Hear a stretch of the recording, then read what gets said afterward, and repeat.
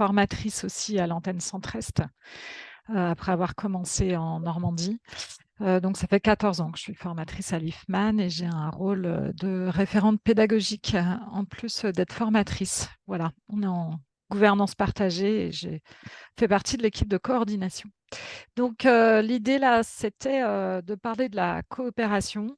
En fait, l'IFMAN intervient beaucoup sur la régulation des situations de conflit, d'agressivité et cetera. Puis on s'est rendu compte que finalement, avec tout ce qu'on faisait, on travaillait beaucoup la question de la coopération et donc on a décidé d'en faire, un thème spécifique. Heu, voilà, donc je vais commencer par partager mon écran. Je me suis trompée de bouton. Voilà, donc la question posée, c'est comment renforcer la coopération dans l'action sociale au sens large? Donc c'est à ça qu'on va essayer de répondre. On va commencer par, coopérer, c'est quoi? Et là, je vous propose 2 images, qui nous font dire que vivre, c'est coopérer. On a, construit, beaucoup, nos imaginaires, dans notre société sur le fait que, vivre, c'était d'abord de la compétition, hein. Ça nous vient de, l'analyse et de la lecture qui avait été faite, des travaux notamment de Lévi-Strauss et d'autres. Et finalement, on s'est aperçu que, bah, les arbres communiquent et coopèrent. Et quand on regarde notre vie de tous les jours, là, c'est donc vous voyez l'image, d'une équipe médicale. Et ben, on s'aperçoit que la coopération est très présente finalement, dans la vie, des humains comme, dans la vie, d'autres êtres vivants. Et on coopère même sans le savoir. Par exemple, pour ceux qui prennent un tram ou un métro, ben, en fait, on se range sur les côtés pour que les gens puissent descendre avant de pouvoir monter. C'est une manière de coopérer. Voilà, donc la coopération, ça fait vraiment partie de notre vie. Alors, bah, pourquoi, coopérer? D'abord, on part, de l'idée que, finalement, si on réunit des intelligences, on produit plus que, la somme des intelligences. C'est l'image de l'eau, hein. Si on réunit de l'hydrogène et de l'oxygène, eh ben, on produit plus que de l'hydrogène et de l'oxygène, on produit de l'eau, voilà. Et c'est une image de l'intelligence collective. Heu, on considère aujourd'hui qu'on est de plus en plus souvent dans un contexte qui est à la fois instable, complexe et risqué. Ça, c'est les 3 éléments que souligne notamment l'Institut des futurs souhaitables, dans leur processus et que face à ce contexte instable, complexe et risqué, il est nécessaire d'unir les forces et les intelligences. Alors, pour rentrer un peu dans le vif du sujet de la coopération, ben, on va distinguer 2 niveaux de coopération. On peut, parler de, la collaboration qui est le premier niveau, qui est, ce que j'ai mis en fait en bas, j'aurais dû faire l'inverse. Chacun fait sa part selon ses compétences. Imaginons, par exemple, nous décidons de confectionner ensemble un repas. Et bien, chacun va faire un plat et on va partager notre repas ensuite. C'est un premier niveau de coopération où on travaille ensemble. Et on va parler d'un deuxième niveau de coopération où on va cuisiner ensemble l'ensemble du repas, on va décider ensemble de ses composantes et surtout, en cuisinant, on va partager les savoirs. Et finalement, ce qui va sans doute distinguer un niveau de collaboration où chacun fait de son côté en se côtoyant, d'un niveau de coopération supérieure, c'est ce partage des savoirs. Et pour nous, avant de rentrer dans la question des outils, des méthodes, de facilitation, et cetera, coopérer, c'est d'abord une attitude. Là, j'ai choisi une photo que j'ai trouvée, vraiment chouette avec un adulte et un enfant qui sont dans la même position. Il y a une forme de mimétisme qui se fait et je trouve qu'elle illustre bien cette idée d'attitude, qu'on accueille l'autre tel qu'il est, qu'il soit petit, grand et cetera et qu'on va, considérer que l'autre a quelque chose à nous apporter. C'est-à-dire que la coopération, elle va être d'autant plus fertile qu'on va réussir à considérer qu'un désaccord ou une position différente enrichit, les propositions finales. J'ai animé, un atelier sur, des processus de décision autour de la gestion par consentement pour un collectif il y a quelques mois. Et en fait, l'une des personnes qui n'était pas présente à l'atelier a ensuite participé à une réunion de ce collectif et a dit: «Non, mais moi, en fait, je ne veux pas consentir, je considère que c'est moi qui ai raison». En fait, si on est dans la posture où on considère que quoi qu'il arrive, on a raison, bah, c'est difficile de coopérer. Donc ça, vraiment, c'est d'abord une attitude. Si on peut prendre l'image de l'Instercoop, l'Institut des territoires coopératifs, on peut se dire que, en fait, il ne suffit pas d'avoir un marteau et un burin pour faire une belle sculpture. Il faut avoir le geste. Et donc, on va parler de geste coopératif qui représente à la fois cette attitude et tous les comportements qui vont avec. Ok, Voilà. du coup, Annie, Ouais. c'est très intéressant ce que ce que tu nous racontes, mais du coup, comment on peut concrètement faciliter la coopération dans un groupe? Sur quoi on peut s'appuyer? Alors, ce qu'on a travaillé avec l'IFMAN, c'est l'idée qu'on a 3 piliers. Alors, ça ne vient pas de nulle part, ces 3 piliers, hein, ça vient de tous ceux qui ont réfléchi sur les besoins des membres du groupe. Vous voyez, sur chaque pilier, on a mis des besoins. Donc, c'est des gens comme Will Schutz qui ont travaillé là-dessus, mais aussi Rebecca Shankland sur la psychologie positive, etc. On a beaucoup de références sur les besoins d'un groupe. Voilà. On l'a retravaillé un peu à notre sauce et finalement, on a défini 3 piliers qui sont nécessaires tous les 3. Peut-être celui qui est le plus visible là, c'est les buts communs. On a besoin de savoir dans quel sens va le groupe et on a besoin d'aller dans le même sens pour pouvoir travailler ensemble. Alors, on peut avoir des finalités différentes, mais tant qu'on a un but ou un projet commun, ça peut marcher. Par exemple, on peut décider que on va faire une fête de quartier, quand un centre social peut décider de faire une fête de quartier. Et pour certains, ça va être pour favoriser l'interconnaissance. Pour d'autres, ça va être pour faire émerger des propositions par les habitants. Pour d'autres, ça va être l'objectif de réduire des attitudes de xénophobie ou des choses comme ça, parce que justement, cette interconnaissance va favoriser ça. Peu importe si la finalité n'est pas la même, si notre but commun, c'est d'organiser un repas où les gens se rencontrent, ça peut marcher. C'est un peu plus compliqué quand on a des finalités différentes, notamment ça devient compliqué si elles sont antagonistes, mais on n'est pas obligé de se forcer à avoir vraiment la même finalité pour travailler ensemble. Ceci dit, il faut que le but soit clair, il faut que le projet soit clair et ce qui va soutenir la coopération, c'est justement le fait de rendre ça visible. Ensuite, il y a un deuxième pilier qu'on peut appeler la clarté de l'organisation. Chacun a besoin de contribuer. Si vous êtes dans un groupe et que votre présence ne change rien à ce qui se passe dans le groupe, au bout d'un moment, vous finissez par partir. Vous avez besoin d'être acteur et pour contribuer, pour être acteur, vous avez besoin de sécurité et de clarté. Et la manière dont le groupe est organisé, la manière dont on prend les décisions, la manière dont les prises de décision, etc., sont transparentes, ce sont des repères qui vous aident à interagir et qui vous aident à contribuer. Si vous ne savez pas comment on prend les décisions, c'est plus compliqué pour vous de participer à la prise de décision. Et enfin, le troisième pilier, c'est le relationnel. Chacun a besoin de relations sociales fluides et de reconnaissance. Et on a besoin donc du coup que ce relationnel soit travaillé de différentes manières, mais notamment sur sur l'existence d'espaces qui peuvent amener à réguler les tensions, à dénouer les nœuds qui peuvent se faire. Voilà en gros les 3 piliers pour nous de la coopération. Ok, merci Annie. Du coup, pour moi, c'est à peu près clair, ces trois piliers, mais concrètement, par exemple, j'ai un exemple à te donner.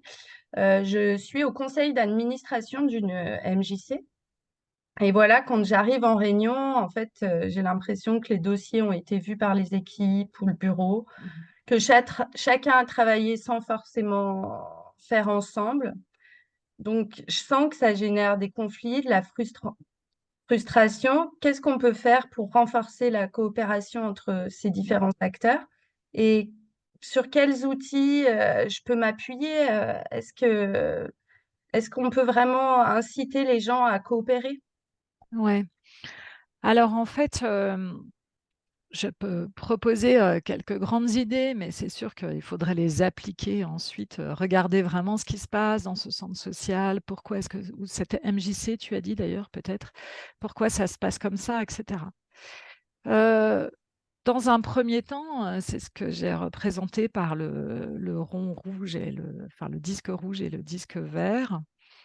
Euh, on peut reconnaître que le fait d'arriver avec des propositions, ça peut donner l'impression qu'on veut tout décider, tout contrôler et qu'on n'a pas d'espace.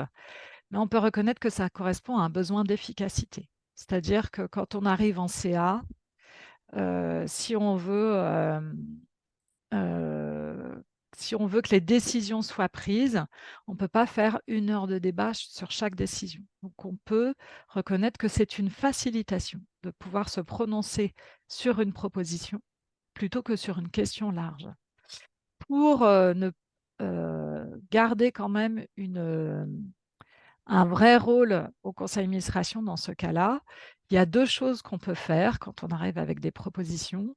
La première chose, c'est prendre le temps de la question de, pardon, prendre le temps de la clarification des enjeux. C'est-à-dire que souvent, on passe trop vite à la prise de position, au débat, etc., alors que tout le monde n'a pas forcément saisi les enjeux. Donc, très concrètement, hein, c'est des dynamiques de réunion. On amène la problématique et on demande s'il y a des questions de clarification et on prend toutes les questions de clarification, toutes les questions autour des enjeux, toutes les demandes d'information ou les propositions d'information complémentaires avant de commencer à se positionner. Ça, c'est vraiment important parce que c'est là qu'on fait de la démocratie. Et ensuite, on a des techniques de décision qui permettent de considérer que des positions minoritaires peuvent améliorer la position finale, c'est-à-dire aller vers quelque chose où la décision va être enrichie par les propositions complémentaires ou par les objections des membres, ou parfois, par souci d'efficacité, on va passer au vote parce qu'on n'a pas le temps de faire mieux. Ce qui est important, c'est vraiment, notamment pour les dirigeants, de ne pas perdre de vue le besoin d'efficacité. Mais effectivement, on ne peut pas être que dans le besoin d'efficacité parce que sinon, on perd les membres du groupe. Alors, il y a des points sur lesquels on va peut-être faire un peu plus de débat ou un peu plus d'émergence d'idées. Donc, ce que vous avez avec le cerveau à droite, c'est l'idée que, quand même, sur certaines propositions ou sur certaines questions, c'est vraiment important de prendre le temps de faire émerger des nouvelles idées. Parce que si c'est toujours les mêmes qui font des propositions, on arrive toujours dans les mêmes idées. Donc élargir en s'appuyant sur les ressources des participants et en ayant des méthodes qui vont favoriser la créativité, parce qu'il y en a, pour faire émerger des propositions nouvelles. Et l'intérêt, c'est que ces propositions nouvelles, elles sont souvent corrélées aux ressources des participants. Et puis, il y a une deuxième chose qu'on peut faire, c'est pour les sujets qui méritent débat, d'accueillir, c'est le cercle que vous voyez des 4 personnes avec les bulles, c'est d'utiliser des méthodes qui vont permettre d'accueillir les désaccords pour les transformer en propositions fertiles. Donc, faire de la différence une richesse, c'est ce qu'on disait au début, et organiser les débats pour que ça tourne. Par exemple, tu te souviens, Hélène, en séminaire IFMAN, on a fait un débat que certains appellent le bocal, il y a d'autres noms, ou le cercle samoa, où en fait, il y a 4 chaises, il y a 3 personnes qui occupent des chaises et quelqu'un qui veut dire quelque chose dans le débat vient s'asseoir sur la 4e et quelqu'un d'autre est obligé de sortir. Voilà, c'est des méthodes qui font tourner en fait. Et il y a des méthodes qu'on peut utiliser comme ça pour faire des débats qui soient vivants, qui ne s'enlisent pas et où la parole tourne. Et après, on peut peut-être dire deux autres éléments comme ça, mais il y en a sûrement plein d'autres, hein, mais en lien avec nos trois piliers. Euh, un des éléments, c'est de co-construire et d'ajuster le sens et la cohérence entre les valeurs et les actes. Là, on fait référence au but commun. Par exemple, dans une MJC, on peut avoir, je ne sais pas, des jeunes qui vont, je sais pas, mettre le feu à un local, par exemple. Là, ça peut venir percuter le sens, parce qu'on peut avoir l'impression, en tant que professionnel, de se dire, ben, mince, on fait ça pour eux. Qu'est-ce qu'ils veulent nous dire? Qu'est-ce qui se passe? Comment ça veut dire qu'eux ne voient pas le sens. Et pour les professionnels, ça peut constituer une perte de sens. Ou on peut, ben, comme nous dans la formation, avoir une réforme de la formation professionnelle qui nous tombe dessus, où en fait on a des obligations qui ne font pas tout de sens pour nous, et on va essayer d'y donner du sens, toujours en essayant de tenir la cohérence entre les valeurs et les actes, et au-delà des valeurs, entre notre projet associatif et les actes. Et ça, on voit souvent en formation des professionnels qui sont percutés en disant, mais ça, ce qui se passe là n'a pas de sens pour nous. Et pour nous, ça ne veut pas dire que le sens est perdu, mais ça veut dire que tout simplement, il faut l'ajuster, il faut voilà, reconstruire ça. Et c'est un chemin permanent. Le sens, quand on crée une institution, une organisation, on la crée pour quelque chose, mais le sens, ce n'est pas quelque chose qui est donné une fois pour toutes. C'est vraiment quelque chose qu'il faut réajuster en permanence. Voilà. Et puis peut-être la dernière chose qu'on peut faire dans ton CA, dans ta MJC, c'est peut-être se dire que si les personnes arrivent avec des choses un peu ficelées, c'est peut-être parce qu'il y a un problème de confiance dans le groupe. Et peut-être que en faisant de alors vous avez vu, je dis beaucoup peut-être, mais parce que là, on est sur nous, quand on travaille en formation, on regarde vraiment ce qui se passe et à partir de là, on ouvre des pistes. Donc, moi, là, c'est vraiment des pistes, générales qu'il faudrait prendre le temps de creuser un peu. Donc on pourrait, travailler sur l'aspect convivialité, donc pour créer du lien. Est-ce que, chaque CA se finit par un pot? Est-ce que chaque CA, ou par un repas? Ou est-ce que, chaque CA commence par, une introduction de 10-15 minutes où on va faire, quelque chose d'un peu décalé pour mieux se connaître? Parce que en fait, la relation construit la confiance. On sait par exemple que dans un groupe, quand, 2 personnes du groupe sont en relation sans devoir passer par le responsable ou l'animateur du groupe, ça veut dire que des liens sont en train de se créer et ça renforce la cohésion du groupe. Un lien entre 2 personnes, entre Arthur et Barnabé d'un côté, Chloé et Jean-Michel de l'autre, et ben, en fait, c'est des liens interpersonnels, mais ça va renforcer la cohésion et la confiance dans le groupe. Donc ça, c'est une chose, c'est créer du lien. Et puis, avoir des temps de régulation pour dénouer des nœuds.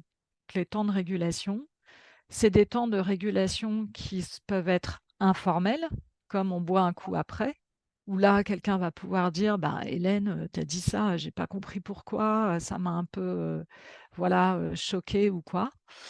Ou ça peut être des temps de régulation formels, c'est-à-dire qu'on va instaurer un temps de régulation où on va essayer de lever les points de tension qui peuvent exister entre les personnes. Voilà. Ça, c'est un exemple de ce qu'on peut faire de ce qu'on peut travailler pour faciliter la coopération dans un groupe.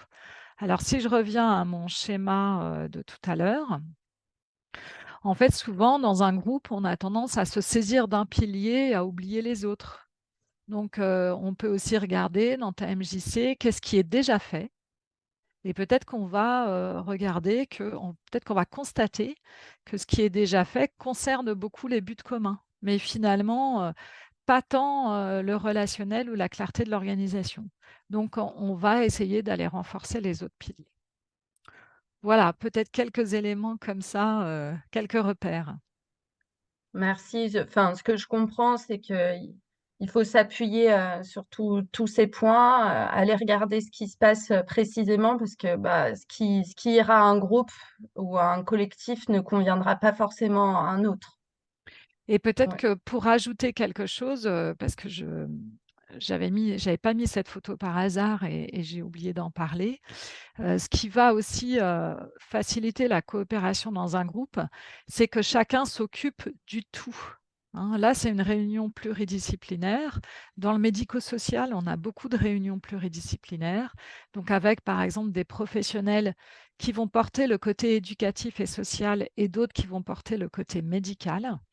Et chacun peut rester dans son statut et dire uniquement ce qui le concerne. Donc certains vont parler de la partie médicale et d'autres vont parler de la partie sociale. Mais le risque, c'est d'être dans un dialogue de sourds. Donc en fait, ce qui va faciliter la coopération dans un groupe, c'est un accord global pour que chacun s'occupe non pas de tout, mais du tout. Je vous prends un exemple. Dans un SAMSA, non, un SAVS, euh, il y avait une discussion entre une équipe médicale qui parlait d'une bénéficiaire de l'action du SAVS qui avait eu un cancer du sein et qui devait faire des mammographies de contrôle. Et en fait, elle était absolument butée et elle ne voulait absolument pas faire cette mammographie de contrôle. Et donc, on avait une équipe médicale qui disait il faut qu'elle le fasse et une équipe éducative et sociale qui disait mais elle ne peut pas, elle n'est pas prête. Et là, effectivement, si on en reste juste à chacun dit sa partie sans prendre en compte le tout, en fait, on n'a pas de solution parce que les deux positions sont légitimes. C'est légitime pour ceux qui sont dans l'action sociale de dire elle n'est pas prête et nous, le SAVS, c'est un accompagnement à l'autonomie, on ne va pas la forcer, on va respecter son autonomie. Et c'est légitime de dire, mais il faut qu'elle ait un suivi médical parce qu'elle a eu un cancer du sein. Et donc, si on n'arrive pas à aller chacun sur la colline de l'autre, comme on a l'habitude de le dire à l'IFMAN, eh ben, en fait, chacun reste sur ses positions et ce n'est pas fertile. Donc, ce qui va être fertile, c'est de vraiment prendre en compte la globalité, quel que soit l'endroit d'où on parle. Mm, mm. Du coup, ça demande du temps de coopérer. Du coup, ça demande du temps et on peut dire, comme le dit l'Institut des territoires coopératifs, que c'est un projet en soi, en fait, de coopérer. Finalement, quand on veut faire un projet en coopération, par exemple, organiser un repas de quartier pour les habitants, on a deux projets. On a le projet du repas de quartier, le projet de l'organiser ensemble. Et quand on dit que c'est deux projets, ben, ça veut dire qu'il faut accorder du temps aussi au projet de coopérer. Nous, à l'IFMAN, par exemple, on est en gouvernance partagée. Le fait d'être en gouvernance partagée, c'est plus fertile parce qu'on a réparti les responsabilités. C'est plus résilient parce que si quelqu'un s'en va, ça ne met pas. Si c'est voilà, on n'a pas un directeur ou une directrice qui s'en va en mettant en péril le collectif. Donc, c'est plus intéressant pour plein de raisons, mais ça suppose d'accorder du temps au processus de coopération en lui-même. Donc, ça peut sembler être du temps perdu ou improductif. Nous, on dit que c'est du temps qu'on prend maintenant pour en gagner ensuite, parce que c'est du temps qui fait qu'on est plus fort, plus pertinent, etc. Et juste Merci. pour finir, pardon Hélène, c'est pour ces questions de temps qu'on va être effectivement très souvent sur sur ce que tu disais tout à l'heure, c'est-à-dire on arrive avec des décisions toutes faites. Là, on est centré sur la tâche, mais on n'est pas centré sur le projet de le faire ensemble. Merci. Du coup, là, enfin, dans ce que tu as dit, on a bien parlé de ce que c'est coopérer en équipe, dans un collectif. J'ai un autre exemple. Par exemple, enfin, j'accompagnais des jeunes, lors d'un séjour et il y avait un jeune qui refusait vraiment de s'intégrer au groupe, de participer aux tâches collectives.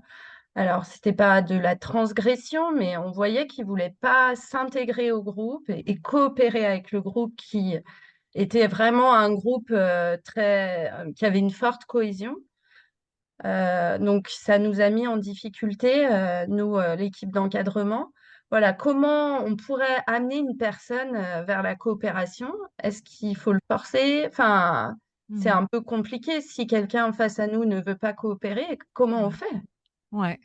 Alors ça, c'est quelque chose qui peut effectivement être très frustrant pour les professionnels.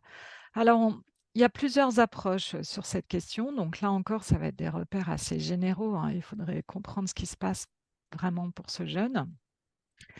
Si on reprend notre histoire de 3 piliers là, peut-être qu'on peut se dire, pour qu'un enfant, enfin, vis-à-vis d'un enfant ou un jeune, que la relation va être vraiment très importante. C'est-à-dire qu'un enfant, encore plus un enfant qu'un jeune sans doute, va faire quelque chose parce que, avec un professionnel, parce que la relation, elle est bonne, elle est paisible, elle est, d'une certaine manière, équilibrée et cetera.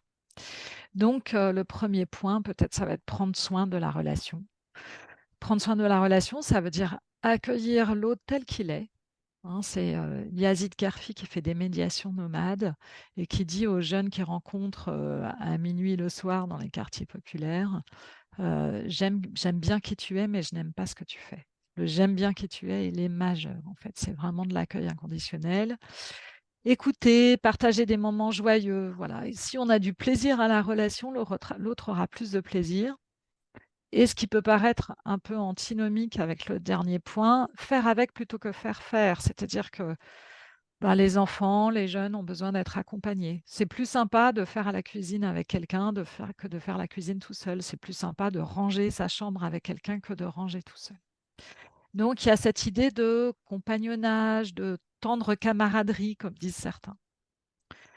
La deuxième chose peut-être qu'on peut aller regarder, c'est comment je donne de la valeur à ce qui se passe. C'est que, par exemple, pour l'école, qu'est-ce qu'on dit de la valeur de l'école, hein? C'est quoi le but en fait d'aller à l'école? Ça, c'est quelque chose qu'il faut reconstruire en permanence dans la vie d'un enfant et d'un adolescent. Donc donner la valeur à pourquoi on est là. Pourquoi est-ce que ce jeune il est en camp? Qu'est-ce qu'il fait là? Est-ce que c'est pour s'amuser? Est-ce que c'est pour apprendre des choses? Est-ce que c'est pour le débarrasser de sa famille? Alors ça, on va évidemment pas le dire comme ça, mais du coup, lui a peut-être une idée voilà, je suis là parce que ma famille ne veut pas de moi cette semaine et peut-être qu'il y a quelque chose à faire avec ce jeune-là pour donner du sens à sa présence. Ne pas faire semblant, ça veut dire que si on demande aux jeunes de contribuer à faire quelque chose, on prend en compte ce qu'il fait. Par exemple, si on demande à un enfant de nous aider à faire un gâteau, ben, même si son gâteau n'est pas beau, on va le mettre à cuire. Donc le plus possible, on va le faire avec lui pour qu'il soit beau. Mais ce qu'il fait, on le prend. Et on ne refait pas derrière, parce que sinon c'est faire semblant. Et ça enlève de la valeur. Ensuite, les enfants, les jeunes ont besoin de progresser en compétences. On est dans une société où on souligne beaucoup l'incompétence. Là, l'idée, c'est que si je souligne la compétence, sans en faire des tonnes, mais vraiment en mettant en lumière la progression, alors là, effectivement, bah, je vais motiver le jeune à aller plus loin. Et puis, enfin, l'idée d'accompagner vers l'autonomie dans un cadre souple et sécurisant, c'est-à-dire donner des repères pour que le jeune ou l'enfant soit autonome. On remarque souvent que les attitudes d'opposition sont souvent liées à des besoins d'autonomie. Donc ça, c'est une approche par ces 3 piliers, mais vous avez entendu que derrière les piliers, il y a des besoins. Donc pour savoir quelle approche, on va utiliser, on peut aller écouter le besoin de l'enfant et du jeune, essayer de repérer ses besoins, hein. Il y a une question qui est, par exemple: «Si tu avais une baguette magique, qu'est-ce que tu ferais?» Là, l'enfant ou le jeune, il va en fait exprimer derrière sa solution trouvée avec la baguette magique, il va exprimer son besoin profond. Donc en allant vers le besoin, on peut aller voir, est-ce que c'est plutôt de l'autonomie? Est-ce que c'est plutôt de l'affectivité? Est-ce que c'est plutôt de la valeur? On peut, voilà, ça peut nous donner un repère supplémentaire pour voir, ce qu'on peut faire. Et puis enfin, sur la question de la contrainte, ben, on peut revenir à, finalement, à quoi ça sert de coopérer et aux 4 attitudes face au conflit, en fait. C'est-à-dire qu'effectivement, je ne peux pas coopérer tout seul. Il y a un moment où je peux inviter à la coopération, mais je ne peux pas coopérer tout seul. Alors on peut essayer d'aller travailler les besoins, de discuter, d'accueillir et cetera, et si ça ne suffit pas, et ben, parfois on va aller, dans la case où je m'affirme, hein. Vous voyez l'axe, vertical qui est l'affirmation, de moi selon l'enjeu pour moi et l'axe horizontal qui est lié à la relation à l'autre. Peut-être qu'on va poser une contrainte. Pourquoi on va poser une contrainte? Ben, parce que Parfois, les enfants, les jeunes n'ont pas de désir pour eux, selon la situation où ils sont, parce qu'ils sont peut-être englués dans beaucoup de choses, ou tout simplement parce que l'adolescence, c'est fatigant. Ça nous bouscule et parfois on va susciter le désir en disant: «Bah, écoute, là, tu viens avec moi, on va faire ça ensemble» et peut-être que c'est ça qui va amener en fait, de la motivation et ensuite de la coopération. On peut aussi aller chercher l'accommodement, c'est-à-dire que, on souhaitait la coopération de l'enfant pour quelque chose. Lui, il veut bien nous donner de la coopération autrement. On va dire: «Bon, bah, écoute, pour cette fois, c'est OK». Puis peut-être la prochaine fois, c'est moi qui décide de ce qu'on fait ensemble, mais c'est OK que cette fois, on fasse un gâteau au citron et pas au chocolat. Voilà, la dernière attitude, face au conflit, c'est l'évitement. Mais là, ça répond ni aux besoins des uns, ni aux besoins des autres. Donc, ce n'est pas une attitude qui va répondre aux besoins de ramener la coopération. Sauf si, peut-être, à un moment, on est arrivé dans un relationnel si compliqué que, finalement, on ne peut plus rien faire et là, on va peut-être passer en tant que professionnel, passer le relais à quelqu'un. Voilà, comme ça, sur, quelques outils sur, la coopération, et comment, amener un jeune ou un enfant, à une attitude de coopération dans un groupe. J'espère que j'ai répondu, Hélène, et que je t'ai donné quelques éléments. Merci, ça fait beaucoup de pistes. Mmh. Du coup, moi, je vais interroger le public, savoir si vous avez des questions ou si vous voulez proposer une situation. Je peux vous donner la parole également pour qu'on y réponde. Il est 12h38. On a tenu nos 35-40 minutes d'exposé théorique. Donc, à vous la parole. Vous pouvez lever la main. Et je peux vous laisser la parole pour les personnes qui souhaiteraient soit partager une expérience, soit poser une question à Annie pour partir avec des pistes de réponse. Ah, je vois que... Ah, j'ai une question.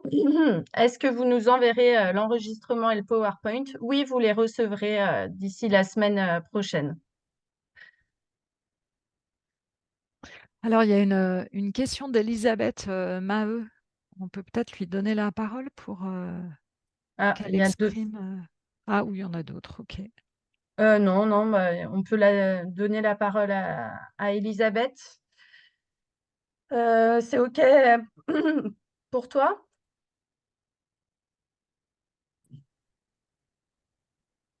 C'est bon? Elisabeth? Ouais, Oui, super. On te laisse la oui, parole. oui, j'avais mis la question par écrit s'il y avait eu d'autres interventions. On est en train de travailler justement le thème et dans mon groupe local et à Alternative non violente. Et si j'ai posé cette question, c'est que beaucoup de gens, enfin, je croise des gens pour qui la coopération, c'est la panacée. Et quand on parle de non-coopération, ils trouvent que c'est absolument contradictoire. Et donc, je voulais éclaircir ce point-là. Je ne sais pas si Annie a envie de le faire. C'est-à-dire que quand on a bien mis à jour, je suis évidemment en accord profond avec tout ce que a dit Annie, hein, faut qu'il n'y ait pas d'ambiguïté là-dessus. Mais quand on a bien mis à jour les conditions nécessaires pour qu'il y ait coopération, eh bien, quand ces conditions ne sont pas réunies, le piège, c'est de faire un simulacre de coopération qui peut être enfin, qui peut être soit de la manipulation, enfin, des choses comme ça, quoi. Mmh. Et donc, ça me semble vraiment important. Et des personnes qui, en conscience, trouvent que c'est plus possible de coopérer, Mmh. alors soit elles vont faire avec, s'accommoder, mais Mmh. de mauvais cœur. Et puis là, les questions à se poser, c'est jusqu'où on cautionne et puis jusqu'où on Mmh. souffre de la situation. Et donc l'évitement, en fait, là, pour nuancer ce qu'a dit Annie, l'évitement est plus actif quelquefois que cet accommodement, puisque ça va être je refuse de cautionner, je me protège. On peut même dire je me sauve dans certains cas. Alors Et effectivement oui, pardon, tu n'avais pas voilà. terminé. Et donc ça me semble le premier degré de de Mmh. la non-coopération Mmh. quand la coopération n'est pas possible Mmh. et quand l'accommodement fait souffrir. Et puis Mmh. évidemment, du coup, il y a le degré au-dessus quand je vais transformer cette non-coopération Mmh. en action, qui peut être une Mmh. action non violente, où je vais Mmh. inscrire cette Mmh. non-coopération, ce refus de coopérer Mmh. euh, avec un adversaire, qui peut Mmh. être une personne ou qui peut être un groupe, Mmh. en médiatisant et en organisant collectivement cette non-coopération. Et c'est C'est pas, ça. pour moi, Je, vraiment je pas vais contradictoire, t'arrêter, hein. Elisabeth, Voilà. parce qu'il y a d'autres questions, Voilà. mais en effet, donc Elisabeth est une formatrice de l'IFMAN, donc on se connaît bien et on manipule les mêmes concepts. Je vais donner une illustration de ce que tu dis, Elisabeth. C'est que nous, par exemple, nous intervenons dans certaines structures en accompagnement d'équipe. Et il peut y arriver, c'est exceptionnel, mais il peut arriver qu'à un moment, nous décidons de nous retirer de l'institution parce que nous estimons que les conditions ne sont pas réunies pour faire de l'analyse de pratique ou pour que nous fassions de l'analyse de pratique dans cette institution. Et évidemment, comme tu viens de le dire, notre démarche n'est pas d'abandonner l'institution, mais notre démarche est d'envoyer un signal qui va déclencher quelque chose qui va mettre en mouvement l'institution pour que l'institution puisse prendre conscience et agir sur les conditions de l'APP. Et ensuite, l'APP pourra reprendre avec nous ou avec d'autres. Mais quelquefois, il nous arrive effectivement de dire que nous, dans cette situation, nous n'avons pas les conditions suffisantes pour coopérer. Donc là, on était axé coopération. Ça ne veut pas dire que la coopération, effectivement, est tout le temps la panacée. Je te Mon remercie propos de parce que tout à l'heure, ça oui, donne un exemple concret de ok. dans le domaine où vous intervenez, de ce que je voulais dire. Voilà. Ok, merci Elisabeth pour cette intervention qui permet de clarifier. Est-ce qu'il y a d'autres questions, Hélène? Oui, il y a une autre question de Vincent, mais qui n'a pas de micro, donc je lui ai demandé Ok. des précisions. Il dit qu'il travaille pour une structure qui souhaite coopérer avec une autre, mais que cette structure ne veut pas. Et qu'est-ce qu'il fait? Mais Mhm. je voulais avoir quelques précisions Ouais. pour faire une réponse plus détaillée. Mhm. J'attends qu'il me réponde voilà. Il le dit, à la dernière AG de notre asso, il a été émis le besoin de coopérer avec les autres associations du Mhm. territoire. Et j'imagine que du coup, ces autres associations ne veulent pas. Mhm. Qu'est-ce qu'on fait dans ce Mhm. genre de situation? Donc, c'est pas Mhm. très précis. Il n'a pas de Mhm. micro, donc il ne peut pas nous Mhm. préciser oralement. Ok. Bah, encore une fois, on ne coopère pas tout seul. Donc, je pense que alors c'est vrai que c'est difficile comme ça de répondre de manière aussi large, mais on peut peut-être se demander déjà euh, si... enfin, je vois plusieurs choses. Si je reprends mon triangle, voilà, je me dis, tiens, pour donner envie si c'est un problème d'envie, pour donner envie à cette structure, euh, est-ce qu'on peut mettre en avant des buts communs? On peut, par exemple, je prends un exemple très concret que j'ai pu vivre dans une vie antérieure. On est une organisation d'agriculteurs et voilà, on est appelé par un magasin pour coopérer à une marque commune, par une chaîne de magasins pour coopérer à une marque commune. Bon, est-ce que les buts sont suffisamment communs, même si les finalités sont différentes? Est-ce que le projet nous plaît aux uns et aux autres? Est-ce que c'est suffisamment partagé pour coopérer? Donc, si cette association, elle dit si la porte est fermée, est-ce que c'est parce que pour elle, les buts ne sont pas, il n'y a pas de but commun clair, voire ils sont antagonistes? Euh, voilà. Est-ce que c'est parce qu'ils n'ont pas envie de donner d'énergie à la coopération avec d'autres? Est-ce qu'ils ne voient pas le sens? Voilà. Ce serait déjà peut-être leur dire, bah, moi je vois tel sens, tel sens, tel sens. Est-ce que vous voudriez bien au moins en parler? Ensuite, parce qu'il peut y avoir des structures qui se sentent antagonistes en termes de sens. Ensuite, on peut peut-être aller regarder quel est le relationnel, en fait. Est-ce que il y a des personnes qui sont considérées comme, voilà, si c'est des organisations d'un même territoire, il peut y avoir des personnes qui sont mal vues, on va le dire de manière un peu triviale, euh, et donc parce que des préjugés, parce que des malentendus, etc. Donc voilà, il y a peut-être un peu de relationnel, d'interconnaissance à faire en allant chez les uns, chez les autres. Et puis ensuite, peut-être que sur le concret, je ne sais pas si à porte fermée dès le départ ou si des choses ont été faites ensemble et ça n'a pas plu, mais peut-être que dans la manière dont les choses ont été organisées, si quelque chose s'est déjà produit, il y a quelque chose qui n'a pas plu.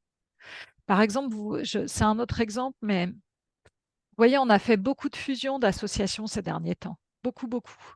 Et en fait, dans les fusions d'associations, on est orienté sur les buts communs et la cohésion du groupe. Et en fait, on s'est rendu compte que ce qui donnait la sensation d'une association à avoir été bouffée par une autre, puisque c'est ça le vécu de certaines personnes, en fait, ça s'est joué sur les manières de travailler ensemble et les manières de décider, c'est-à-dire plutôt sur les questions d'organisation, en fait. Et ça, c'est souvent quelque chose qui est négligé. Donc, les questions d'organisation, comment les décisions sont prises, concrètement, qui a collé les timbres sur les enveloppes, etc. Euh, si, est-ce qu'on travaille plutôt par mail, par téléphone, etc. Est-ce qu'on fait des réunions en visio ou pas? Est-ce qu'on fait des réunions le matin ou le soir?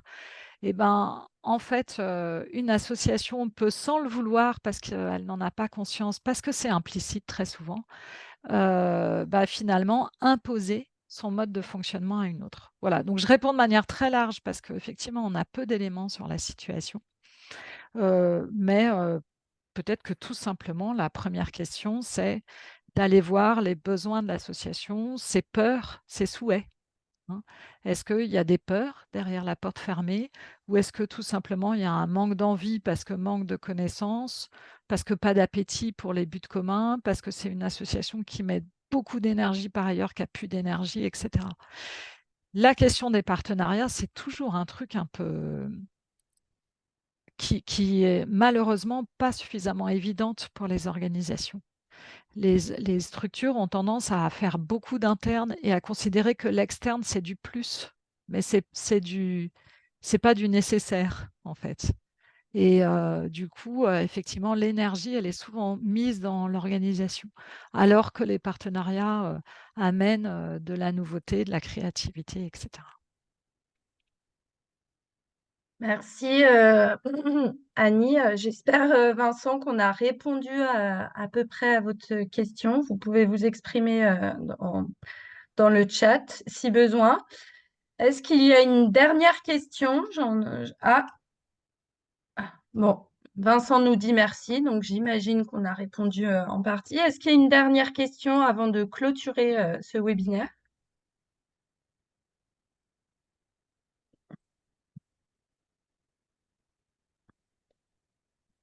On peut s'arrêter là.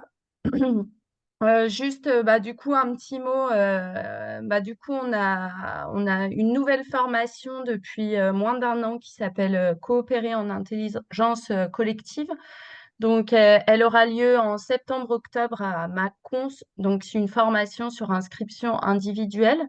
Après, on propose essentiellement des formations en intra. Donc, on forme directement dans vos structures. Et j'ai ajouté les formations aussi sur la communication. Vous l'aurez compris, la communication contribue largement à une bonne coopération. Donc, les bases d'une communication constructive, les 4 et 5 novembre à Clermont-Ferrand. Et puis, les formations communication, relations et conflits. Donc, accès également à communication, désaccords et conflits. Une à Bordeaux en septembre et une à Mende en 2025. en mars 2025. Notre calendrier 2025 sera en ligne au mois de juillet, on va dire mi-juillet au plus tard. Donc, n'hésitez pas à consulter notre site internet. Annie, je vais te laisser mettre la dernière diapo. Donc, notre site internet ifmanco.fr. Vous avez également les coordonnées des antennes. D'ici la semaine prochaine, vous recevrez du coup ce PowerPoint et il y a un petit questionnaire à la fin du webinaire. Si vous pouvez répondre, nous, ça nous permet d'améliorer les contenus, les dates, les jours, etc. des webinaires animés. Je peux déjà vous dire que d'ores et déjà qu'il y en aura un plus sur la gestion de l'agressivité en septembre. Et en novembre-décembre, il y en aura un sur la posture managériale. Donc, si vous voulez connaître les dates, vous pouvez consulter notre site, vous inscrire, suivre Ifmanco sur LinkedIn ou sur Facebook, ou vous inscrire à notre lettre d'info. Je vois qu'il y a une dernière question. Oui, donc je l'ai vu, oui, c'est moi qui vais intervenir. Donc c'est la question de Sophie, j'imagine, sur qui C'est ça. intervient à Mâcon. Donc c'est moi qui vais intervenir à Mâcon sur la formation coopération. Voilà, Eh bien, on peut s'arrêter là. S'il n'y a merci en plus tout de cas d'avoir questions. été présent. Merci de votre participation. Très bonne journée et puis très bel été à tous.